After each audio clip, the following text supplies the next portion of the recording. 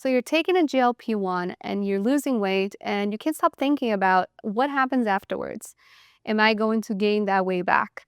And are there ways that I can prevent that from happening? I'm Danny and this is Today Then You Learn. Today we're going to talk about 7 rules to keep the weight off after GLP-1s. I learned these rules the hard way. I was on Mounjaro a few years back and I lost 40 pounds. I was able to keep that weight off for a year, and then after that I gained 20 pounds back. So now fast forward to today, I am taking Zepbound. I lost 22 pounds and I'm gonna do everything I can to maintain my weight loss, because if you're doing it, you know that it's not easy. It's not just a magic shot and you don't want to lose your progress. I have some data here on step 1 trial. Participants lost weight on semaglutide for 68 weeks. And after stopping, they regained about 2/3 of that weight within a year. So it's normal to gain the weight back if you don't take the necessary precautions. And the main reason why people gain their weight back is because they didn't build the healthy lifestyle while they're on the drug. So the first rule is to start before you stop. So what that means is you should start your healthy lifestyle while you're on treatment so that you can carry these habits after you're done. You should be strength training, building muscle. When you build muscle, you boost your metabolism long term. And you should be eating healthy, high protein, good fats. You should be sleeping well, tracking your steps, making sure that you're moving throughout the day. So these things, if you start them from the beginning, it's easier for you to continue to do them after you stop. If you try to start all of that after you're done with your treatment, that's going to be difficult because now your hunger is going to be back. You're going to be under that stress. It's just easier to start while you have the aid of the medication. The earlier you start, the more these habits are going to stick after you stop. Rule number 2 is to understand your biology. After you stop this medication, your hunger hormones are going to go up again, and your calorie burn might go down. So you need to prepare for that. And to counteract that, you need to eat, guess what? High protein, high fiber, things that you should be eating while you're on the medication, and avoiding things that cause your blood sugar to spike. And that's usually sugars and things that are not very healthy. So if you start the healthy habits that we talked about, rule number 1, then rule number 2 is already covered because you just need to keep doing these things. You need to keep exercising, eating healthy. Now, rule number 3 is to not quit cold turkey. Don't stop the medication all of a sudden. So I have some data here from a Danish study that shows that people who got off of semaglutide over the span of 9 weeks, they kept their weight off for 6 months without rebound.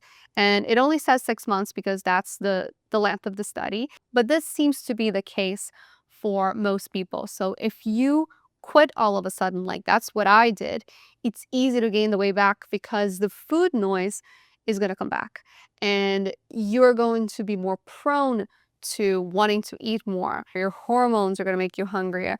So if you do that slowly, you can get used to that food noise slowly coming back in, and then you can learn to better cope with these things.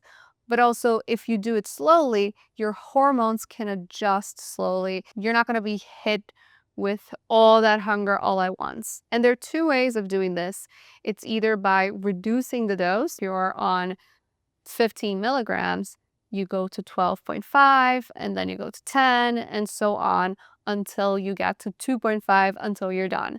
And another way to slow quit is to get more time between shots. So instead of taking it once a week, once you want to quit it, you start taking it once every 15 days or something like that. Rule number 4 is to keep a maintenance safety net. So what that means is once you're like at the last dose, you're almost done with it, have a little bit more of the medication. Maybe ask your doctor about microdosing on it until you're fully ready to quit. Rule number 5 is to strength train. You have to build muscle. If you don't build muscle, you're going to lose muscle. As we age, we lose muscle. And if you lose muscle, your metabolism goes bye-bye. So you need to be building muscle so you can be burning more calories, boosting your metabolism, and that's going to help you not gain the weight back. When you quit this drug, you're going to be hungrier. It's just the way it works. So if you have more muscle, you're going to be burning more calories. And that can help you burn those extra calories that you're going to be consuming out of the extra hunger that you have. So you can think about this as you're increasing your calorie budget. You can eat more and stay on the same weight. Now let's get into rule number 6, and that's to track more than just the scale. Weighing yourself is important so you know if you're gaining weight or not. But the bad habits happen before the scale starts to go up, before you see that weight translated on the scale. Your body is already switching up things. It's already transforming itself because if you're not eating healthy, if you're not exercising, you are losing muscle, you are gaining fat. When you lose muscle and you gain fat, you might stay on the same weight because muscle is heavier than fat. So instead of just tracking your weight, you should be tracking your workouts, you should be tracking your food, understanding your macros. What are you eating? Are you eating enough protein? Are you eating healthy? And you should also track your sleep, your steps. Make sure that you're moving throughout the day. Make sure that you're resting, you're not stressed and anxious. When you track these things, you can notice when the slippery slope is about to happen, because then you notice, oh my God, look, I'm eating like trash 4 days a week, or I didn't go to the gym this week or next week. It's been 2 weeks that I haven't gone to the gym. So you can predict what's about to happen and you can stop that. I made a mistake when I was on Mounjaro and I did not track these things. I was tracking my weight. And after a year, I was like, whatever, I'm not going to track this anymore. And I stopped working out. I started, slowly introducing the takeout here, takeout there. And all of a sudden, here I am trying to lose weight again. So you don't want to go through that. Rule number 7 is to stay accountable. So when you're off this medication, you don't have that help anymore. You don't have the help to think about being healthy. Because with the medication, I think it's very easy because you're doing something every week. That's a reminder. So when you're off of it, you should join communities. You should talk to friends, sign away to be accountable.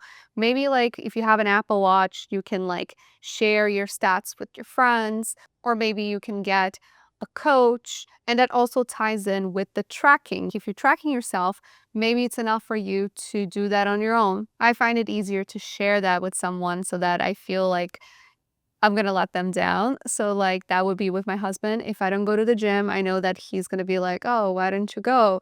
And now I have to think, why didn't I go? It makes it harder for you to not do what you gotta do. Or if you have a friend that likes to go to the gym, you guys can go together and help each other stay accountable. Now, before you go, make sure to check my video where I show you what's the best spot on your body to inject yourself with a GLP-1 for 20% more appetite suppression. I'm going to leave that somewhere up here. I would love to know in the comments, how is your weight loss journey going? And are you planning to stay on this drug for life, or you think you're going to quit it at some point? Don't forget to like and subscribe, and I'll see you when I learn some new stuff.